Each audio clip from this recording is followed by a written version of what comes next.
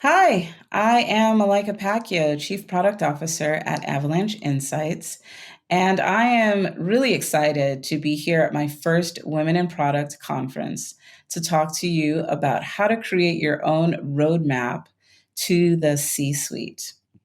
But first, here's a disclaimer. This should look very familiar to product managers. We always have a disclaimer in front of our roadmap slides. Here's my disclaimer. What I am telling you is my personal opinion. It represents my experiences and it doesn't necessarily represent the views of my employers, either my current employer or any of my past employers. So, all me, not them. All right, so let's get into it. I am leading a team of product managers and designers and data scientists and engineers. And I have around 20 years experience. Half of that has been either as a software developer or a manager of software developers or in product. I've won a couple of awards. I've judged some competitions. I'm a board member. And fun fact, I keep chickens. It was one of my only pandemic hobby. Some people took up baking bread. I took up chickens. I'm up to 8 now. If you ever want to talk about chickens, let me know. I find myself at this point doing my dream job at my dream company, and it took a while to get here. And I wanted to share with you some of the steps that I took, some of the things that I've observed in my time so that everyone can be working their dream job at their dream company. So let's start at the beginning. Okay, first of all, that is way too early. Let's go a little bit further. This is me. This is me right at the beginning of my career, my first year with my first real job as a software engineer. And at that point, I was just getting into things. I was just sort of getting my legs under me as a coder. And I would find soon that I wanted to expand. I wanted, this is true. The only thing I wanted in life at that point was to lead a technical team. So I just wanted my own group of engineers that I was leading, not as a manager, just being the tech lead for a project. That was my highest ambition. And um, I was having a really hard time achieving that ambition. It was, 2, 3 years in, I had let people know that that's what I was looking to do. And somehow the opportunity wasn't making itself available. And so I really had to take stock of what it was I was trying to do and really think about why I wasn't getting there.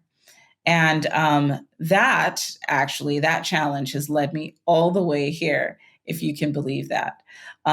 Let's get into it. Here are the 3 steps that I'll take you through to creating your roadmap. That's what I realized. I needed a roadmap to get where I wanted to go. And I used this roadmap once I decided that I wanted to be chief product officer.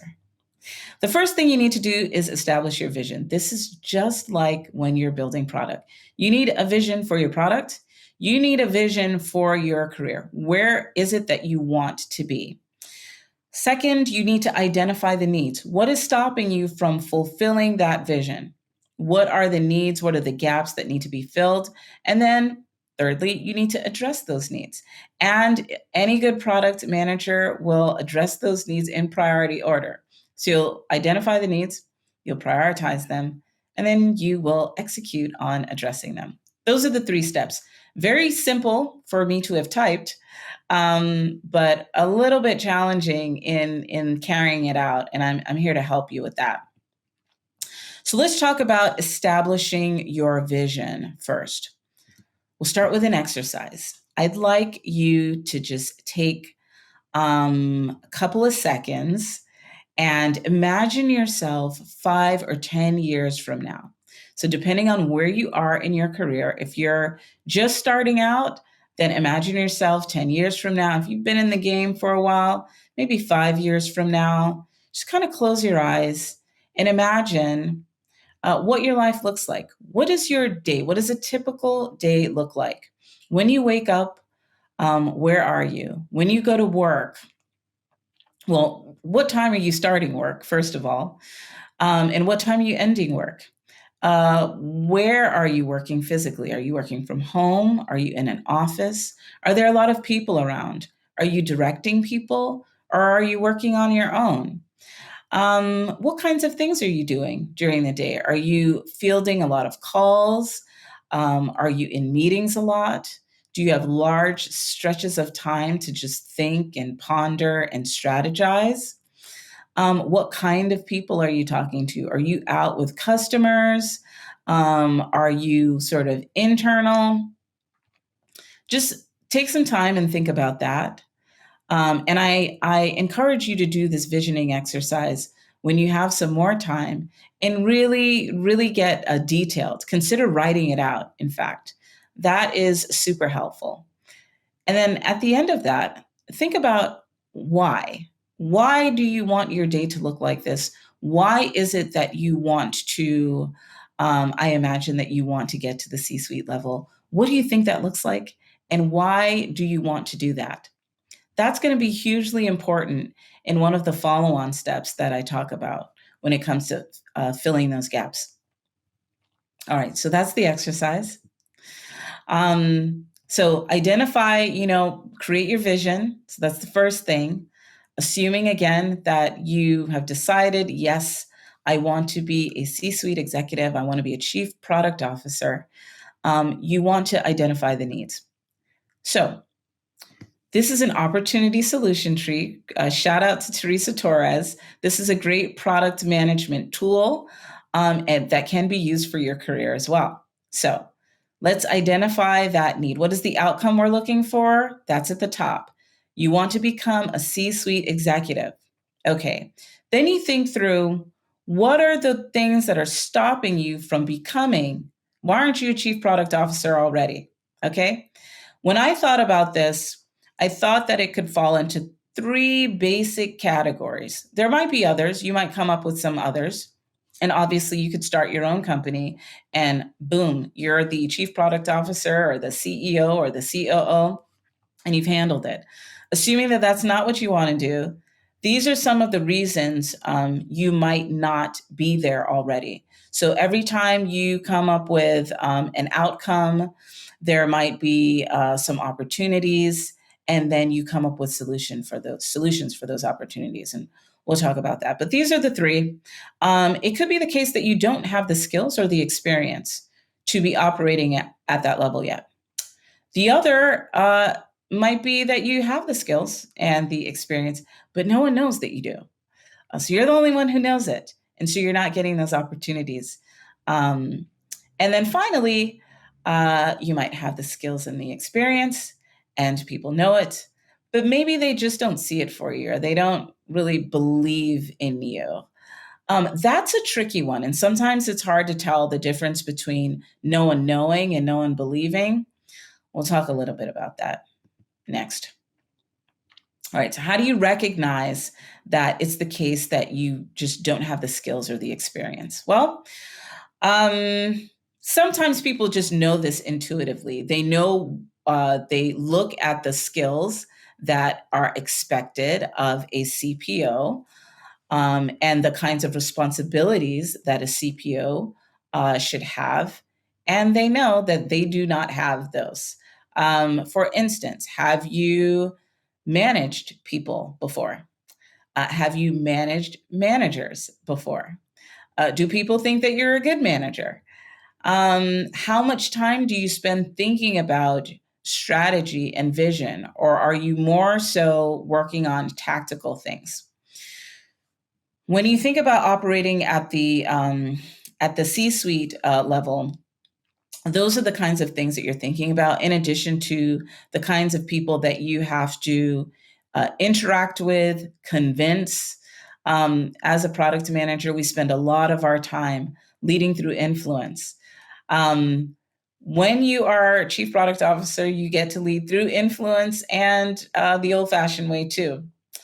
So yeah, you want to recognize whether or not you have the skills or experience, and just be honest with yourself. How do you recognize that you have the skills and experience, but no one knows? Um, Ways to figure out if this is happening is if you see other people around you getting opportunities, and it might not be all the way at the C-suite level. It might be just the next level up from where you are. So if you are a senior product manager, getting to that group product manager or director, depending on what's going on at your company, you might know that you have the experience, you know, you're working at that level, but somehow you're not getting the opportunities. You're not aware of the opportunities. It could come down to speaking engagements as well. There might be speaking engagements where um, there's an opportunity for you to show yourself as a thought leader, but those opportunities aren't coming to you.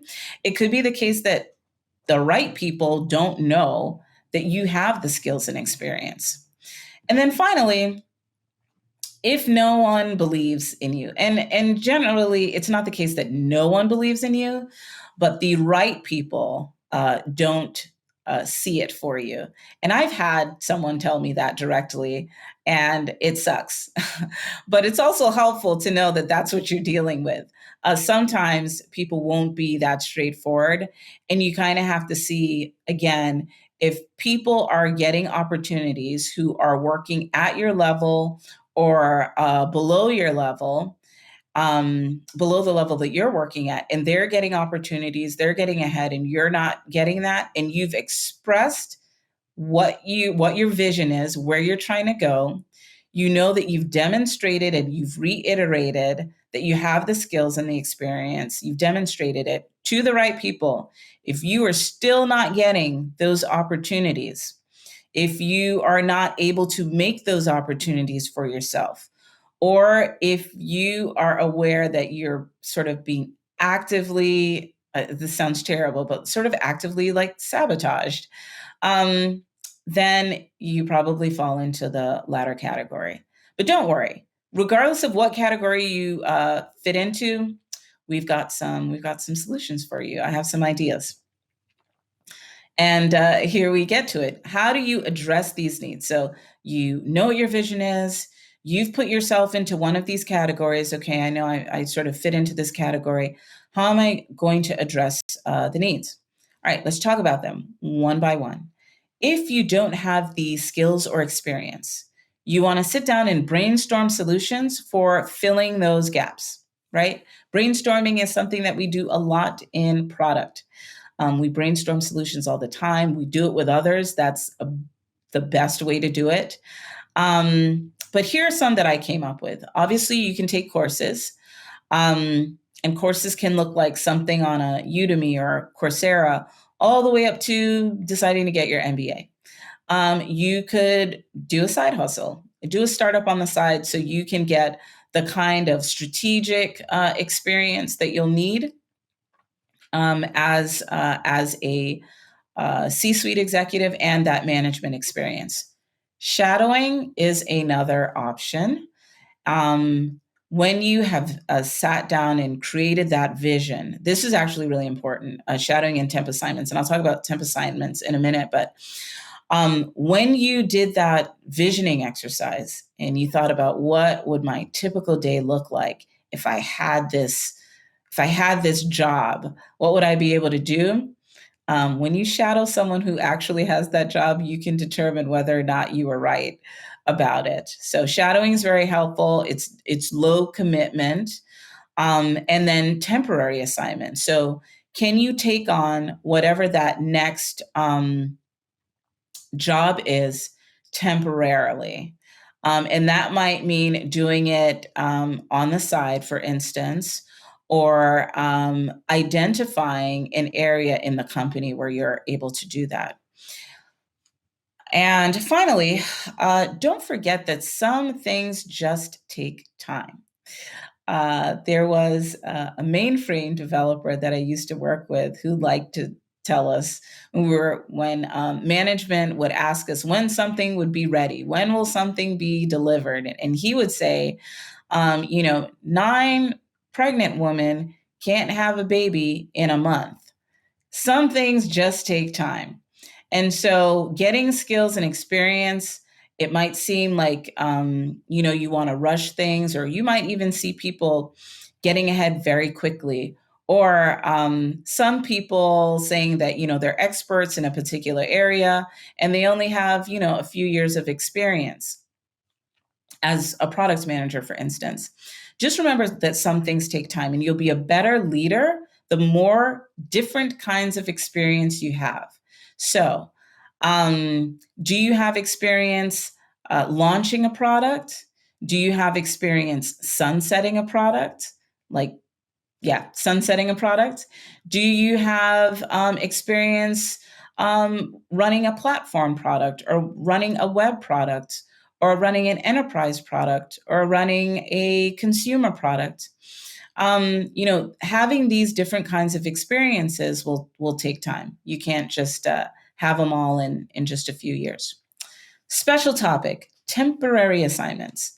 These are fantastic, especially for people who are looking to switch careers. So maybe you are a senior engineer and you want to move into product, or you are a senior product manager and you want to become a group product manager, or a lead product manager, or a director of product. Having a temporary assignment can be very helpful.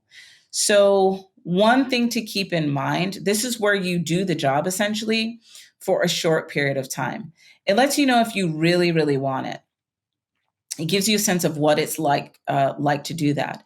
One thing that I want to make sure that you do, though, you're going to reach into your toolkit as a product manager and pull out that skill of empathy. You want to have empathy for your manager when you are approaching your manager about doing this temporary assignment. And this is regardless of whether you're at a large company or you're at a small company. If you're at a small company, you might be introducing the idea of the temporary assignment at your company. You want to make sure you have empathy for your manager. Your manager is going to be thinking about how they are going to fill your role if you're off doing something else. Think through that. Reassure them that you've thought that through. If you've identified someone who could be a backup, if you've figured out how you can do a little bit of both, if you can make it a gradual thing, maybe it's 2 quarters from now. Maybe you do half and half for 1 quarter and then transition. But think ahead. Don't just come and say, "Hey, I want to move off and do something else." That's makes life hard for managers, and you always want to make your manager's life easy. After you come up with the options, so okay, I've laid out some options. There are courses, there's getting a degree, there is a temporary assignment. This should look very familiar to you. This is how you're going to prioritize what you're going to do: impact versus effort. So you want to place these in these quadrants, and the effort and the impact really depend on you. You have to look at your life and what you have going on and what you can manage, and just prioritize them, and then pick them one at a time. See what you can do. You can talk to other people to find out like what would be the highest impact as well. Okay, so we've talked about the first one. If I have the skills and experience, but nobody knows, you're going to create a go to market plan for yourself. So you would never build a product and then just not tell anybody. You have a go to market plan, right? You have a launch plan. You can do the same thing for yourself when it comes to fulfilling your vision of getting to the C suite. First, you need to recognize, right? This is like your ideal customer profile. Who needs to know? Who needs to know that you have the skills and experience? Obviously, your manager is number one. First person who needs to know, because they have a view of a lot of opportunities that you might not be aware of. So that's the first thing. They're going to be thinking, if they're a good manager, They're going to be trying to identify ways for you to progress in your career, even if that means taking on a temporary assignment. So think about who needs to know. There are also other influential people besides your manager, key stakeholders. You might think about having skip level meetings. So that's where you meet your manager's manager to let them know what your career aspirations are, and think about how these people get their information. Are there key meetings that you need to be in? Are there key events where you can demonstrate this skill and this experience? And then finally, you want to build a team to execute on this. So, just like you would build a team to launch your go-to-market plan, it takes a team to do that. You'll need a team as well to be talking about you and advocating for you, which brings me to my next special topic: sponsors versus mentors. So mentors will be the people that you are reaching out to for advice. They're going to be part of your team as you think about your vision, as you fill those skills gaps, and as you just navigate your company in your situation. Mentors are going to be extremely helpful there. A sponsor is someone a little bit different. They're the ones who they might know about specific opportunities at your company, and they might let you know about those specific opportunities. But beyond that, they are going to actively advocate for you to get that position, to get that opportunity. That's the difference between a sponsor and a mentor. A mentor is giving advice, a sponsor is advocating for you to get opportunities. So that really crucial for your team. Finally, we have I have the skills and experience, but no one believes in me, or the right people don't believe in me. This is I told you how to recognize whether or not this is the case. Um, Someone told me, one of my mentors told me once that, if your manager doesn't believe in you, essentially, they're not going to advocate for you to get opportunities. They're not going to put you in the right position. And unfortunately, sometimes we find ourselves in this position. I haven't found myself in this position too often, but it has happened to me, and it's almost impossible to get very far without that support. And so you really have to take a step back and think about what you're going to do. Does it make sense for you to continue in your position if you're working really hard and you're doing all the right things and you're still not getting the opportunities? That's a decision that you have to make for yourself. Um, and making that decision can look like a couple of things. If you decide to move on, you could move on to a different team. So sometimes you just need a different manager, and you can flourish. And that might require making a lateral move. Sometimes that looks like parting with the company. Now, we're in a time right now, at the time of this recording, where there are a lot of opportunities out there. That's not always the case. And so you actually want to build your ideal company profile when you're not looking. Think about the kind of opportunity, the kind of company that you want to be at. What kind of values do they have? What kind of leadership do they have? What opportunities are there? And then you want to build a team for that too. So when you're trying to find something new, hopefully you'll have your sponsors, you'll have your mentors in place. They can be keeping an eye out for you. But think about networking outside of your company as well.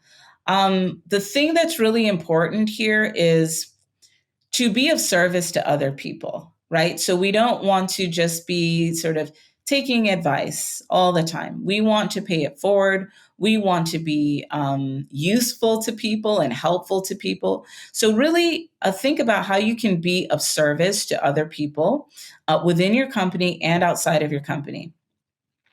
I landed my first startup job because of my neighbor. We don't work in the same we don't work he doesn't work in tech at all.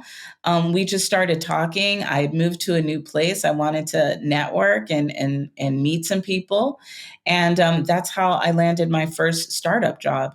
So remember, it doesn't have to be like at your company. Quick special topic: big company versus small company. So at a big company, moving around can be a little easier. You can have a lot of different jobs at a big company. At a small company, when you find yourself in this place where your manager doesn't believe in you, that can be a little bit challenging because often there's not many places to go. And if it's a really toxic situation where they're actively like speaking against you, which, heaven forbid anyone be in that situation, then it can be a little bit challenging to find other places to go. So that might be the case where it makes sense to part ways with the company. All right. So that is it. I have laid out all of the different options here, told you how to establish your vision, how to identify the needs, and how to address those needs. Really, what's really important is identifying those needs, though, and really knowing where you stand. All right. So that's it for me. I'm rooting for you. I know you can do it. If you have any questions, you want to talk about anything, please hit me up on LinkedIn, and let me know how it's going for you. I really want to know if this works well for you. And if you come up with your own roadmap or you want to remix this in some way, please let me know. Thank you.